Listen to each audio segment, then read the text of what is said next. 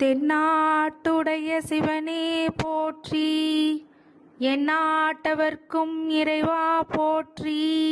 ஓம் விக்னேஸ்வராய நமக. குலதெய்வமான ஸ்ரீ பொன்னம்பல சுவாமி, ஸ்ரீ பொன்முத்து கற்பன சுவாமி, அங்காள பரமேஸ்வரி, பாப்பாத்தி அம்மன் துணையுடன் இந்த நாள் இனிய நாளாக அமைய அனைவரையும் அவரவர் குலதெய்வம் காத்து அருள் பாலித்து பிரம்மாண்ட வெற்றியை கொடுக்க வணங்குகின்றேன். இன்று பிறந்த நாள் மற்றும் திருமண நாள் காணும் அனைத்து சொந்தங்களுக்கும் என்னுடைய நல்வாழ்த்துக்கள். சுக்கிர பெயர்ச்சி. இந்த சுக்கிர பெயர்ச்சி அப்படின்னு சொல்கிறது நவகிரகங்களில் ஆடம்பரமான கிரகம் அப்படின்னு சொன்னால் அது சுக்கிர பகவான். ஒரு ஜாதகத்தில் சுக்கிர பகவான் நல்ல நிலைமையில் இருந்தார் அப்படின்னா அவங்களுக்கு செல்வம், செழிப்பு, ஆடம்பரம், சொகுசு, இந்த காதல், காமம் இது எல்லாமே நிறைந்து கொடுக்கக்கூடியவர் சுக்கிரன். இப்போ இந்த காலத்தில் அதுதானே ரொம்ப முக்கியமாக இருக்குது. எப்படின்னா, நான் ரொம்ப ஆடம்பரமாக இருக்கணுங்க, என்னை 4 பேர் மதிக்கணும், நிறைய சொத்து சுகத்தோடு ஆடம்பரமாக இருக்கணுன்றது ஒவ்வொருத்தருடைய கனவும் கூட. இந்த மாதத்துக்கு ஒரு முறை தனது இடத்தை மாற்றக்கூடிய வலிமை பெற்றவர் சுக்கிர பகவான். இவர் ஒரு ராசியில் உச்சம் பெற்றால் அவர்கள் அனைத்து விதமான செல்வங்களும் கிடைக்கப்பெறும் அப்படிங்கிறது தான் உண்மையான விஷயம். சுக்கிரன் உச்சமாக இருந்தாங்கன்னா அவங்களுக்கு எல்லா லக்ஸுரியஸ் லைஃப்பும் ஆட்டோமேட்டிக்காக வந்துடும். எல்லா கிரகங்களுடைய மாற்றமும் அனைத்து ராசிகளுக்கும் ஒரு தாக்கத்தை ஏற்படுத்தும் அப்படிங்கிறது தான் உண்மையான விஷயம். அதே போல் நவகிரகங்களில் சுக்கிர பகவான் இடமாற்றங்கிறது 12 ராசிகளுக்கு மிகப்பெரிய தாக்கத்தை ஏற்படுத்தும் அப்படிங்கிறது தான் நிதர்சன உண்மை.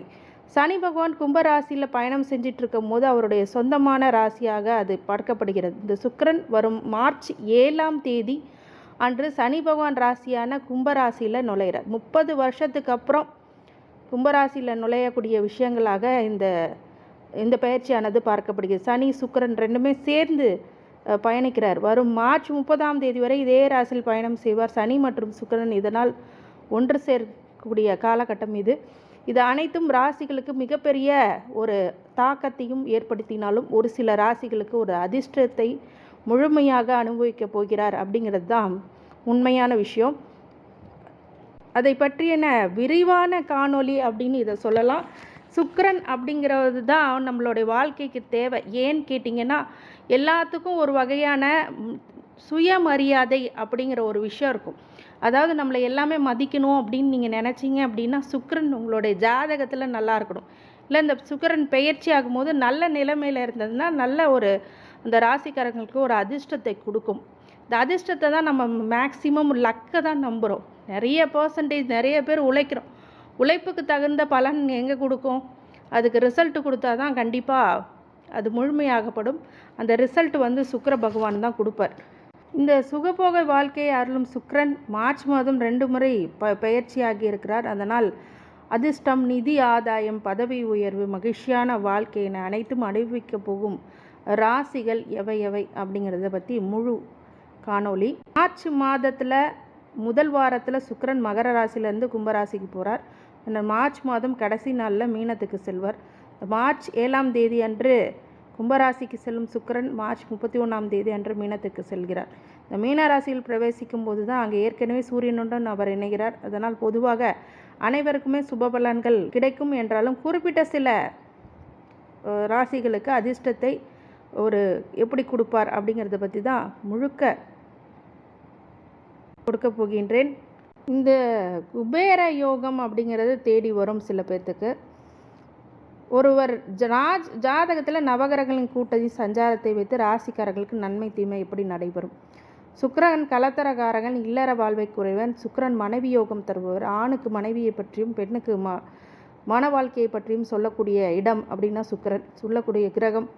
ஆகையால் சுக்கிரன் நமது ஜாதகத்தில் நல்ல யோக அமைச்சுடன் இருப்பது ஒரு அவசியம். சனியோடு சேர்ந்து சுக்கிரன் கோடீஸ்வர யோகத்தையும் தரப்போகிறார். ரிஷபராசிக்காரங்க பொதுவாகவே சுக்கிரன் ராசி அதிபதியாக கொண்ட நீங்கள் இன்று முதல் உங்கள் ராசிக்கு, அதாவது மார்ச் 7ஆம் தேதியிலேருந்து ராசிக்கு 10வது வீட்டில் தொழில் ஸ்தானத்தில் சனியுடன் இணைந்து சஞ்சாரிக்க போகின்றார்.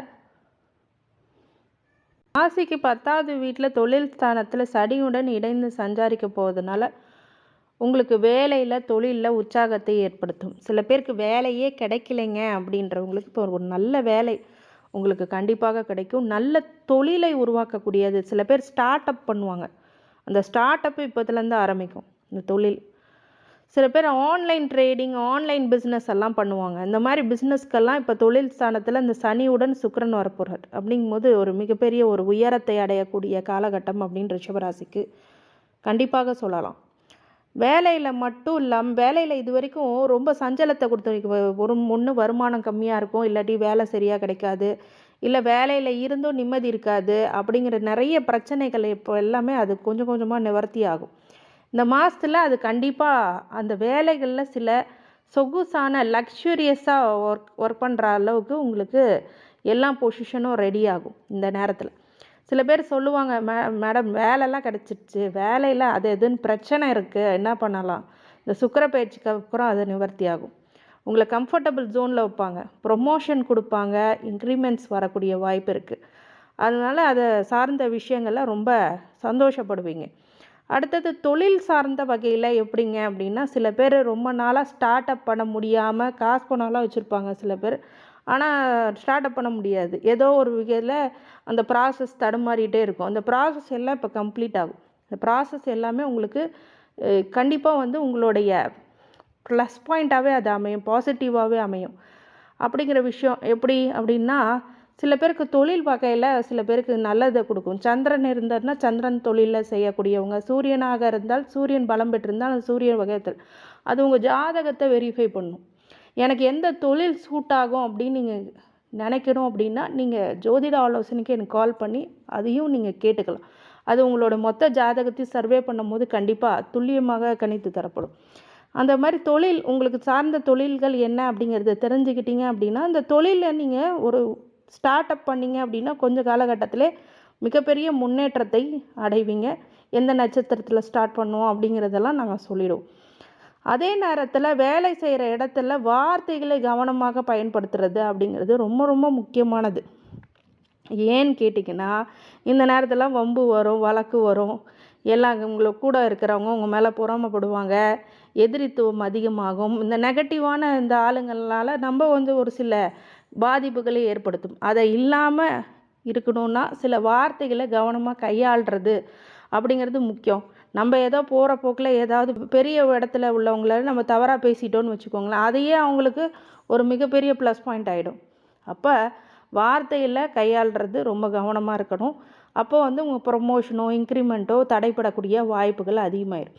உங்களை பற்றி என்ன நினைக்கிறாங்க அப்படிங்கிறது உங்களை சொற்களால் மட்டுமே கணிப்பார்கள் மற்றவர்கள்.